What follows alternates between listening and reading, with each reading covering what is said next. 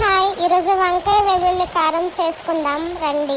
ముందు గిన్నె తీసుకొని అందులో ఉప్పు వేసుకొని అందులో వంకాయలు వేసుకొని నానబెట్టుకున్నాను. తర్వాత బాండి పెట్టి పొయ్యి వెలిగించి నూనె వేసి అందులో వంకాయలు వేసి బాగా మగ్గనిచ్చాను. వంకాయలు బాగా మగ్గిపోవాలి. ఈ లోపల మసాలా ప్రిపేర్ చేసుకుందాం. ముందుగా వెల్లుల్లి, తర్వాత కారం, ధనియాలు, చింతపండు అవి తీసి పక్కన పెట్టుకున్నాక కొంచెం వంకాయలు వేగిపోయినట్టున్నాయని చూస్తే నిజంగానే వేగిపోయాయి. అయ్యయ్యో, సర్లే వేగిపోతున్నాయి కదా అని ఒకసారి కలిపి పక్కన తీసి పెట్టేసుకున్నాను. ఈలోగా మనం వెల్లుల్లి కారం రెడీ చేసుకుందాం రండి. ఇంకేముంది, ధనియాలు, వెల్లుల్లిపాయలు, చింతపండు, కారం ఇవన్నీ వేసి రోట్లో వేసి బాగా దంచేసుకోవాలి. బాగా దంచుకున్నాక ముద్ద తీసి పక్కన పెట్టుకుందాం.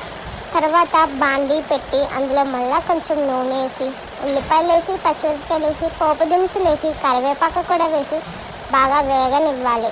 బాగా వేగినాక ఇందాక ప్రిపేర్ చేసుకున్న మసాలా ముద్ద కూడా వేసినాక కలుపుడే కలుపుడు కలుపుడే కలుపుడు కలపాలి కలపాలి కలపాలి పచ్చిపసున పోయే వరకు కలిపేసి తర్వాత ముందుగా వేయించుకున్న వంకాయలు కూడా ఇందులో వేసి కలుపుడే కలుపుడు కలపాలి కలపాలి కలపాలి కలపాలి.